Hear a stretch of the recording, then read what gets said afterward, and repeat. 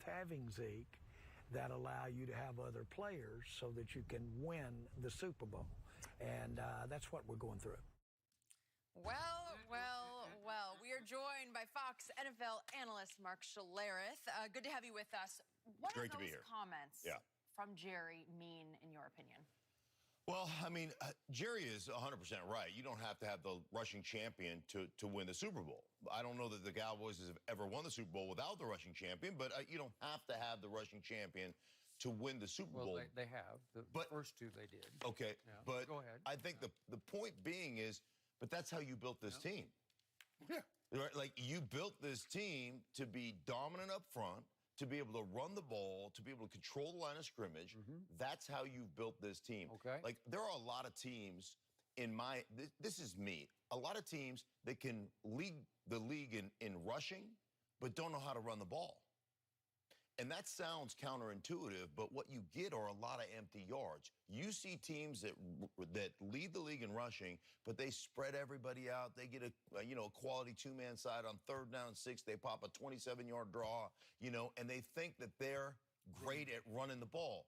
The point being is that when you have to run the ball, you have to, in my opinion, to be great in the playoffs and to win championships, when you have to run it, you damn well better be able to run it. I think the New England Patriots had 9 touchdowns rushing on their way to winning a championship. They had a fullback in on every one of those, and they crammed it down the throats of their opponents.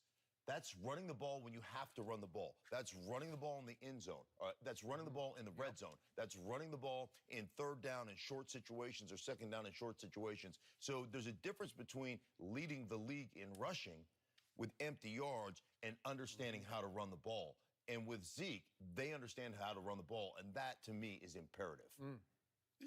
Jerry just trying to play hardball. Guess what else you don't need? A #1 receiver, Jerry, to win a championship. Because the New England Patriots got 6 of those. They didn't have any. What about the New Orleans Saints? They didn't have one. Guess what, Skip? There's a lot of things you can win a Super Bowl without. But when you build it a certain way, you need it. And you built your team. You drafted the guy with the 4th overall pick. He's led the league in rushing 2 of the 3 years he's been there, and if he doesn't miss 6 games, he leads it all 3 years. That's the way you built your roster.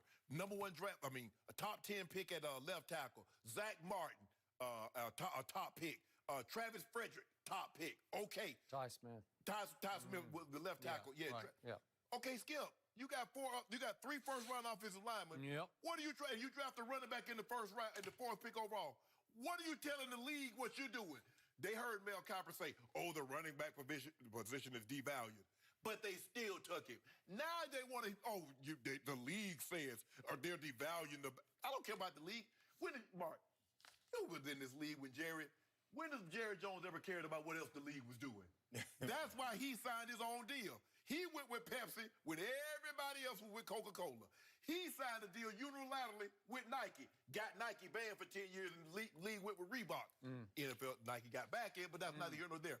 Ticketmaster. Who's the official ticket hub of the NFL? Ticketmaster. Who's the Dallas Cowboys, Skip? SeatGeek. Who's the #1 Cowboy hater in the world? He's sitting right there. So keep on piling on. Keep trying. This is your only hope. You need dissension.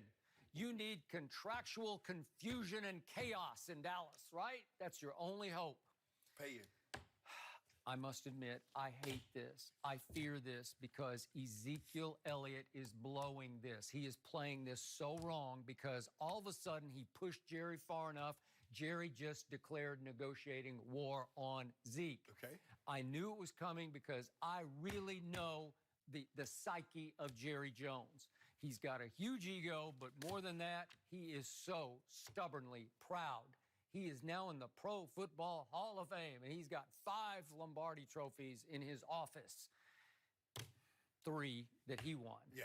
And he believes he has a Super Bowl team, and everybody showed up to start going to work on that Super Bowl season except for one guy. And I didn't see this coming because I don't think Jerry saw it coming.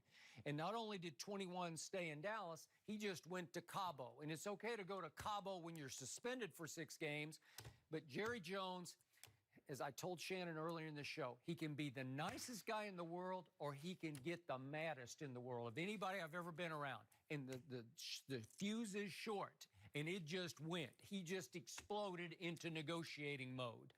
And again, I keep telling this man, when it comes to Jerry Jones, you can catch more flies or dollars with honey than you can with vinegar. Zeke just went vinegar, and he just tossed it right in Jerry's face. And Jerry's response was, okay, watch this. I'll start statting you to death. I'll start making the case publicly against you, because you can make a case against We don't negotiate publicly. Yeah. And I drink apple cider vinegar every day. Do you drink really? It's good for you. It is good But Skip, you know what? Yeah, but you drink it. This is throwing it in his face. You know what? I'm 51. I've been working 46 years. I started as a 5-year-old working in the tobacco fields, walking behind the tobacco picker. And in all my 46 years, you know what has not happened to me, Skip? Not one time has my boss come to me and say, Shannon, we want to redo your contract. Every time I've had to ask, from working for $1 a day to try to get that to $1.50 to $2, you know what I'm saying, Skip Bayless? That's what. So you think if Zeke just shows up and just goes about his business, Jerry's like, we're going to take care of you. You don't know Jerry. I know Jerry. I know Jerry. Yo. You think you know Jerry. I know Jerry. Jerry's got the biggest, softest heart. If a player walks up, especially a superstar, and puts his arm around Jerry and they walk arm in arm off the practice field out in Oxnard, Jerry's going to say, you know what, we got to take care of this. We got to get this done. That's how you do business. Did anybody else have to, all those offensive linemen, did any of those guys hold out to get their big, huge contracts? Nope. Did DeMarcus Lawrence hold out to get his deal? Nope. He threatened to have surgery. He did not. Say, I'm going to push this surgery back to holdout. There was no animosity. It did not get ugly. Zeke is not animus towards him. Zeke is, hey, Cabo, how can you be mad at somebody in Cabo? That was a shot fired. Here's the deal, though. I mean, Zeke is coming from this, and I understand. I mean, you got to get paid. And he's been put in a very tough position because how, as a running back in this league, do you get to that second contract? Do you get to the big money stage? You know, obviously, Todd Gurley signs a big deal last year, makes it as an MVP candidate for about 12 games, hurts his knee, and then, you know, falls off the map and doesn't play well throughout the playoffs, in the Super Bowl. Like, that's an issue, and you're looking at him having 2 years, this year and next year, left on that contract. And if you want, you can franchise the guy. You can't. I mean, you got 4 years. 4 years. Right. So he has zero. Except to hold out. That's his only leverage. Nope. Right. Nope. What's his other option? Butter him up. Rub his elbows. Just get up next to him. I know how Jerry works. Yeah, I'll give you your money. Jerry would have figured it out during training camp. He would have taken care of Dak first. I believe Zeke would have been second, and Amari would be sometime during the season. Zeke said, I want to be first because I'm most in harm's way. And Zeke says, you know what? I don't want any cabbage, so I don't want honey. You go and give me my money without me buttering you up and offering you honey. Once upon a time, I was right in the middle of it. Jimmy pushed Jerry too far. I'm talking about Jimmy Johnson. And he pushed and he pushed, and he insulted him privately in front of front office staffers and assistant coaches to the point Jerry finally said, that's enough. Life is too short. You're fired. He just won 2 Super Bowls. He was fired. Will that ever happen again in the history of this league? Nope. That's what makes him tick. Stubbornly proud. Emmitt Smith pushed him right over the edge, and Emmitt missed the first 2 games. Come groveling back. Yeah. Who came groveling back? I think Emmitt groveled just as much as Jerry did. Think if you hold out, if say you make an exit, and they give you $10 over what you're asking for, you won.